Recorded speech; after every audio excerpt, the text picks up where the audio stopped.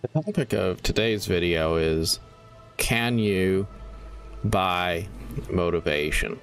And I think we see evidence of people trying to do this all around us and in our own lives. Have you ever wanted to do something, but then you don't have the motivation to do it? And then next thing you know, you wind up being enamored of something that seems really cool, like a great tool that's going to help you be more productive. Like, I know I have things like a new tool for how you're going to write a book, and there's stuff out there that's really cool. There's a thing called World Anvil, and it's a platform which is kind of like OneNote, but it's all about writing and creating the backstory for characters and creating timelines and all kinds of cool stuff that's in there. And the general idea is it's going to help you to be more organized so that you're going to be able to write your novel or whatever. But the truth is, you know, if you really want to write, you're going to sit down and you're going to write. Like, probably the best thing you could have happen to you if you wanted to write a book uninterrupted is go to prison or something. Because then you ain't going to have the option to do anything else, and you're going to have to sit there alone with yourself, and you're going to have to stop procrastinating and stop being distracted and do what you want to do. I think about how people like to go get a new car, and like that probably could be a whole topic for its own video, but how many people get a new car as they're more middle-aged in life because they think, oh my goodness, this new truck would be so cool to have? And what's the truth? The truth is they don't got time to even enjoy it because they're working long hours, they're busy with their family, they feel like they're stuck in a box they can't get out of all kinds of things that keep them from being able to just enjoy themselves like they did when they were maybe a teenager. But then think back to when you were a teenager and your first car. Like, you didn't care. You just were glad you had a car. That was what was cool. It might have been rusty and look like the wheels are going to fall off of it, but you're going to go out for a cruise and you're going to have a great time because you really wanted to do it. And then compare that to people who get a new car. Maybe it's a $60,000 or $70,000 car, or maybe it's even more expensive than that, but they're not going to even use it really. They're going to enjoy the idea of thinking about having it, and they're going to be super determined to get it because they want to have the newest thing. But the question is, are they actually going to put it to use? You know, I got this figurine of Rocket Raccoon recently. I found it at a thrift store in the box, and it was, I guess it's a collectible of sorts, but I thought about how I could keep it in the box in the plastic film and just don't take it out, don't assemble it, just keep it in there because it's worth more as a collector piece that way. And then I thought, why would I do that though? Because I want to enjoy the experience of having the thing. I want to be able to pick it up and look at it and feel it and see it sitting there on my shelf and be like, that is so cool, I enjoy it. But then there's a lot of collectors who would probably keep it in its original condition because they're thinking, well, the resale value. Well, sure. But what is the point of resale value if you're not even going to enjoy it for the time you have it? Then, yeah, maybe it'll be more valuable on eBay when you're 70 years old and you're liquidating your collection because you know that when you die, your kids are going to put it in the dumpster or something.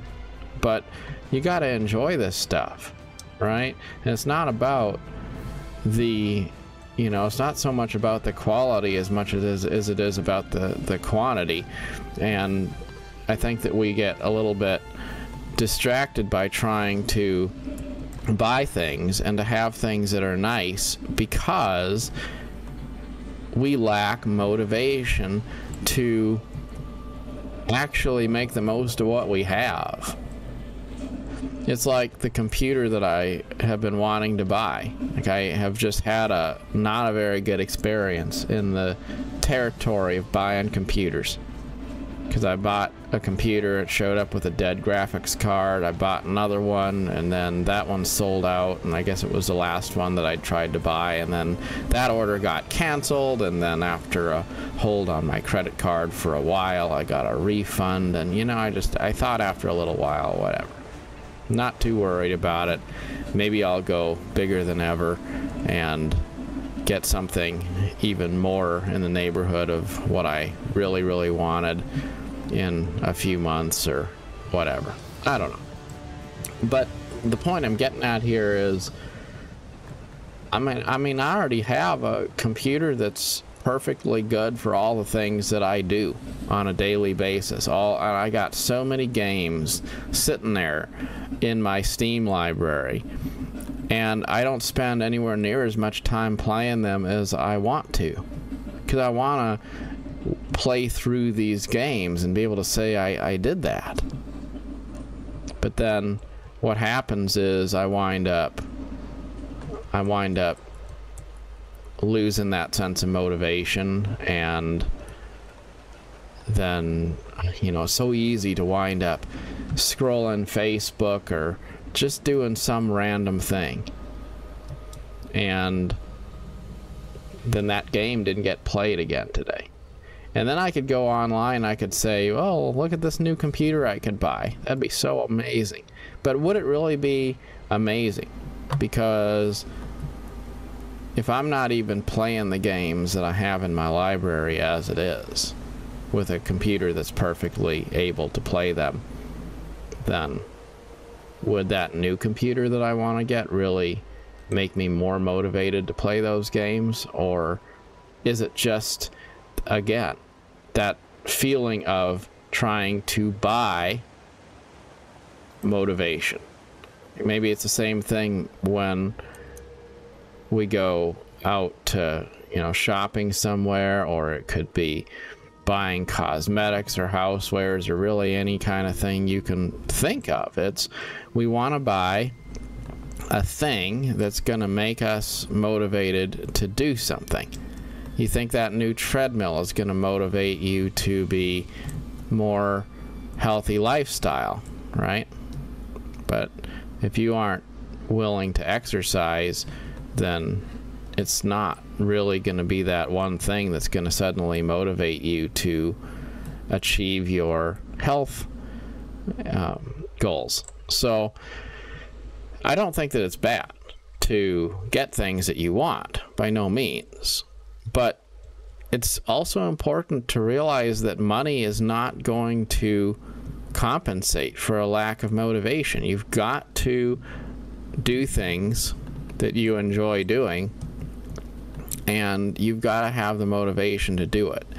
And if you do, then there's all sorts of tools that could possibly make that a better experience, and I'm not detracting from that. But if you're not already having a good experience doing things you love, then more things are probably not going to make you more likely to do the things that you love. Sometimes it's important to step back and make a pause and just don't be so consumed with all the things that distract you and get your attention. Like, for example, some of my favorite YouTubers that I've always liked to listen to and stuff, like I'll just consume that content, which is fine. But what if I have this audiobook that I want to finish? Well, maybe sometimes I'll stop scrolling the news and stop listening to the random short videos and all that kind of stuff, and actually take a minute to just step away from all of it and listen to that 16-hour-long audiobook. And then afterwards, I feel like I actually accomplished something instead of feeling like I wasted my day. Sometimes we gotta simplify, we gotta cut out the noise, we gotta learn how to be comfortable with that silence, and then we gotta make use of it.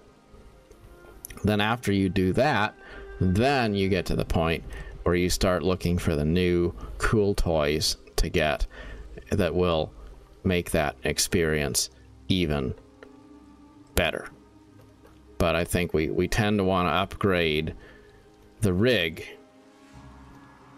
before we actually get around to using it 100%. And then if we're not careful, thinking about hypothetical dreams becomes a crutch and a replacement for actually pursuing them in the moment. Always make the most of every day, every moment, because life is indeed not so very long after all. Good luck on your adventure wherever you find yourself. Till next time, thank you.